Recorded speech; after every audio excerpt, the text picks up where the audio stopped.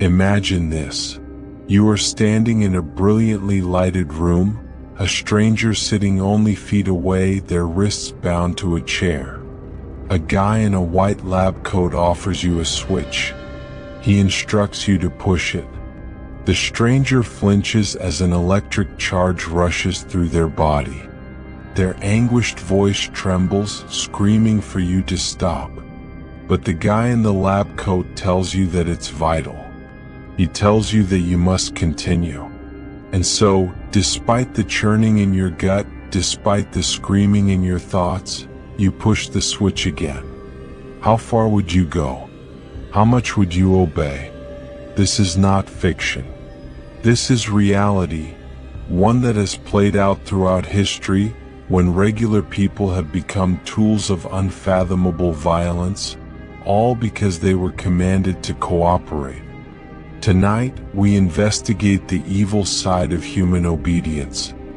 Obedience, a term that conjures a feeling of discipline, order, and control. From infancy, we are taught that obedience is a virtue.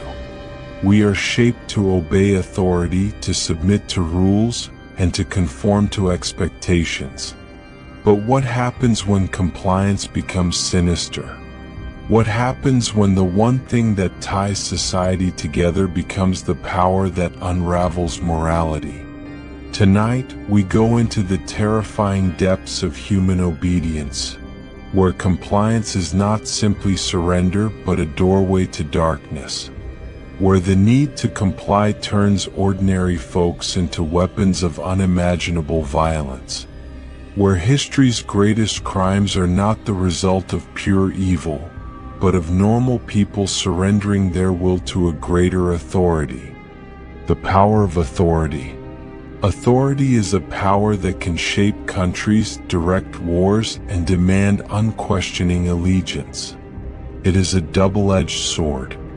When handled righteously, it maintains justice. When overused, it corrodes the basic fabric of human ethics. In 1961, psychologist Stanley Milgram performed a stunning experiment. Participants were commanded to give what they thought were deadly electric shocks to a stranger. With each terrible cry, they hesitated, but the authoritative person in a white lab coat pushed them to continue. And they did. Again and again. 65% of subjects complied until the last, lethal voltage. They were not sadists.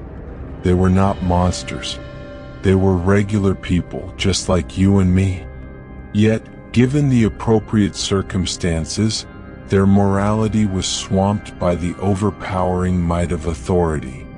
The boundary between right and wrong blurred, all because they were instructed, "You must continue." If this was conceivable in a controlled laboratory context, what happens when loyalty is expected on a vast scale? In a dictatorship? In a religious cult? In the military? The disquieting response is that where power is absolute, so too is compliance, often at the expense of humanity itself. The erosion of personal responsibility. Obedience is sometimes accompanied by an odd absolution of responsibility. When an order is made, the responsibility of decision moves from the person to the authority figure. History is filled with crimes performed under the guise of obedience. The Holocaust, the My Lai massacre, genocides, crimes against humanity. Again and again, the offenders excused their crimes with eerie detachment. "I was just following orders." This is the hazardous illusion of obedience. It convinces us that we are only tools, implementing the will of someone larger than ourselves. It permits humans to conceal shame, to detach from conscience, to become puppets in the hands of those who command them. But what happens when allegiance is required not with force, but with persuasion? When compliance is not a straight order, but a well-designed manipulation? The business sector, for example, relies on conformity. Employees obey immoral directives because they fear losing their employment. Governments adopt harsh legislation under the pretense of security, knowing that people would cooperate if given the correct rationale. The most dangerous obedience is the type that seems warranted, the dehumanization of the victim.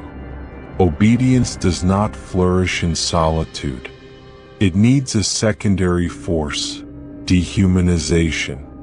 When we stop to perceive people as fellow human beings, compliance becomes easy. It becomes easier to inflict violence when the victim is reduced to a mere statistic, an adversary, or other. Soldiers in battle zones are conditioned to regard opponents not as humans but as targets. Political propaganda vilifies whole groups, depicting them as dangers rather than individuals. One of history's most terrible instances of dehumanization happened in Rwanda in 1994. Over the radio, individuals were instructed to regard their neighbors not as fellow citizens, but as cockroaches. This alteration in vocabulary erased empathy, making mass killing not only feasible but inevitable.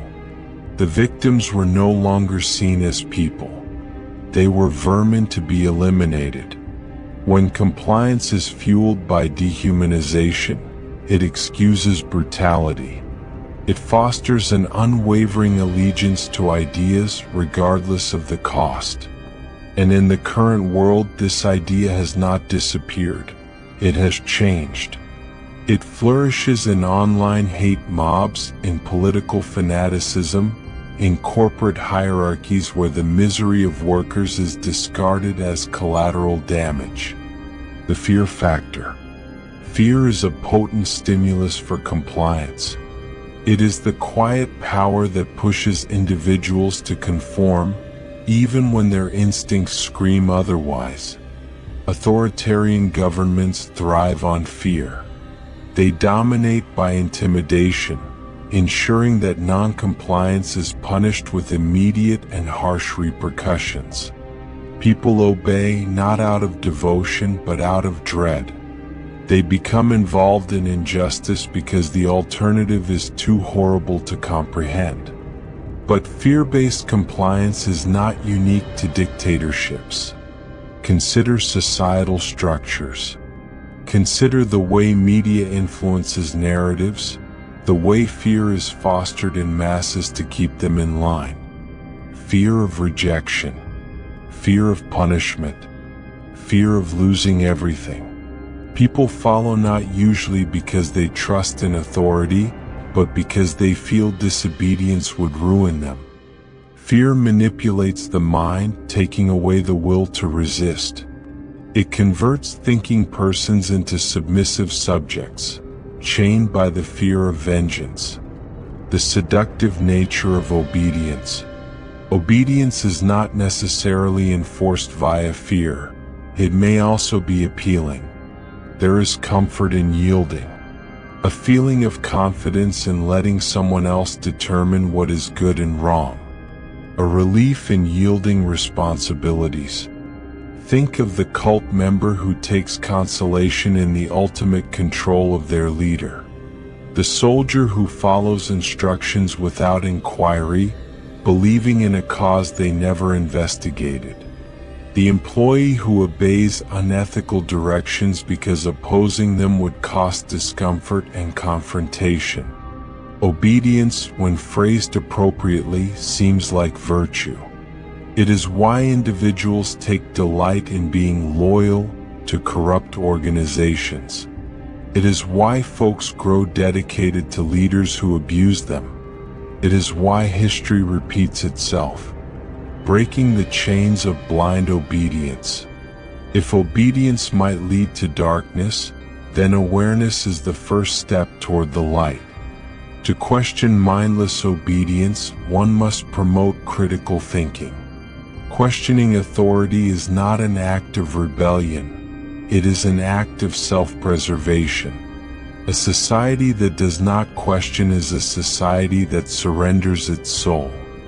History reminds us that meaningful change is initiated by individuals who refuse to comply without cause. Civil rights movements, resistance against tyrants, whistleblowers who reveal corruption. These are the ones who break the cycle of mindless obedience, who choose morality above compliance. But the path to disobedience is not simple. To refuse unthinking obedience is to invite estrangement. It is to risk punishment. It is to follow a route where few dare to go. And yet, it is the only route that leads to actual freedom. Conclusion. Obedience is not intrinsically bad. It is a tool, one that may be used to create or to destroy. But when obedience is total, when it is uncontested, it becomes a force of disaster. So ask yourself, when the day comes when obedience is expected at the expense of morality, will you comply? Or will you stand against the stream and choose the tougher route, the path of conscience?